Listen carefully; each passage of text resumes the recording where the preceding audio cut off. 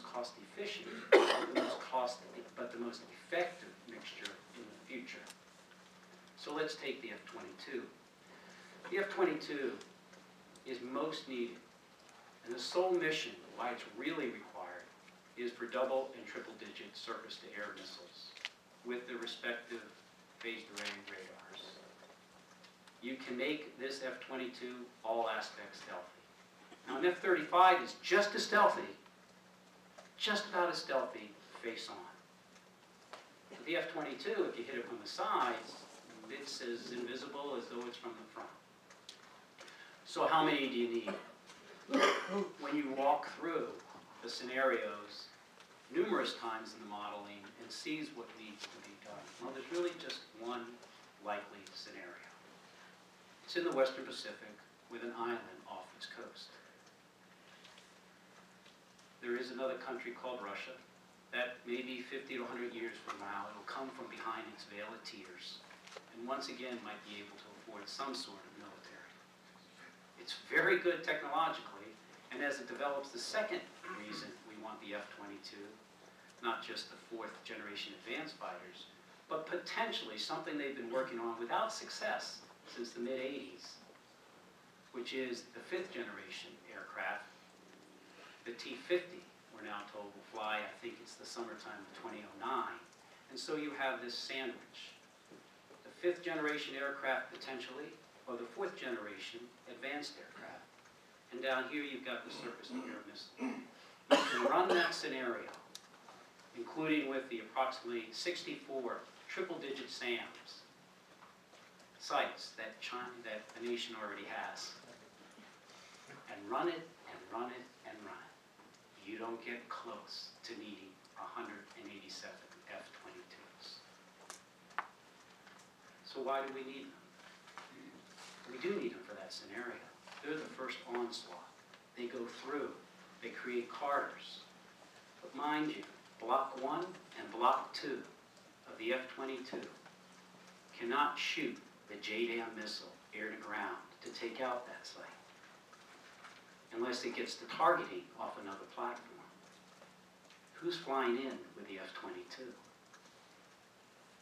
Now, if we don't buy any more 187, we would have the funding to backfit Block 1 and Block 2 with the proper radar, like Block 3 will have, in order to do self-targeting.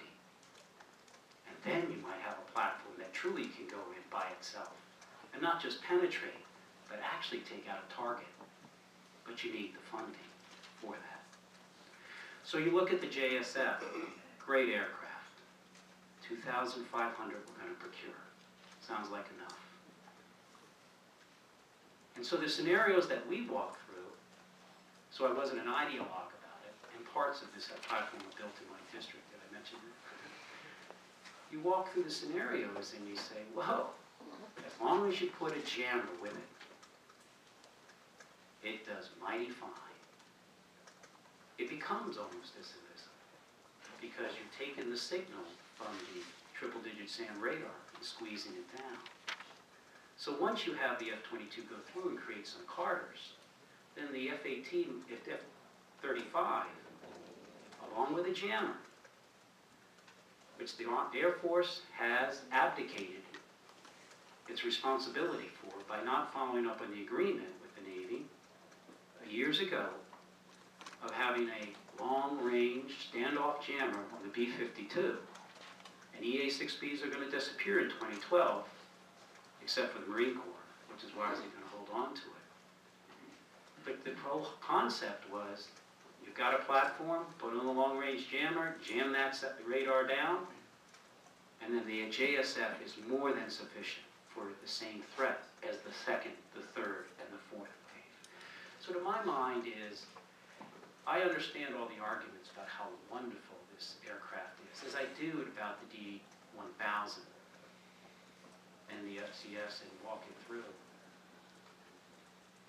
But this is a time where national security truly demands, not a welfare program, it deserves the best weapon force for our soldiers, airmen, Marines, airmen of the future. think that the F-22 bodes greatness for where and how many scenarios it's needed. It's not going to be used against India. It won't be used. And there could be limited times we have the SAM, a few SAM missile sites out there. But there's one scenario we have. To some degree, I do think that type of strategic template for why was missing from Mr. Gates' proposal. We used to fight back in the 50s and early 60s under a scenario of two major conflicts, with one major conflict, which would be worldwide against the Soviet Union. And as you remember, in 1968, with the Nixon doctrine he announced in Guam, we went to 1.5 wars against the Soviet Union. A small one in the Pacific, a holding action, and then the large one in the Atlantic in Europe. And then we went to 2 MTWs, 2 MRCs, but 2 of those MRCs have disappeared recently. One, Iraq, and the other one, let's say it's North Korea. In open testimony, we have been told that our present force, without the Army supplying, because they can't, because of where we are in Iraq, that with the present Air Force and Navy, we can win that conflict. So F-22 isn't needed for these two scenarios. And so when I walk back, it's kind of a threat-based, capabilities-based mixture of why do you need not the platform, but the platform within the entire force. Last issue. I think we're going to have to work on the F-22's mission readiness. Normally we like about 85%. I think we're doing about in the 60s somewhere. That's not an argument for more of the aircraft. It's an argument that, you know, this aircraft seems to be having some challenges in maintaining it that we're going to have to address. I'm not anti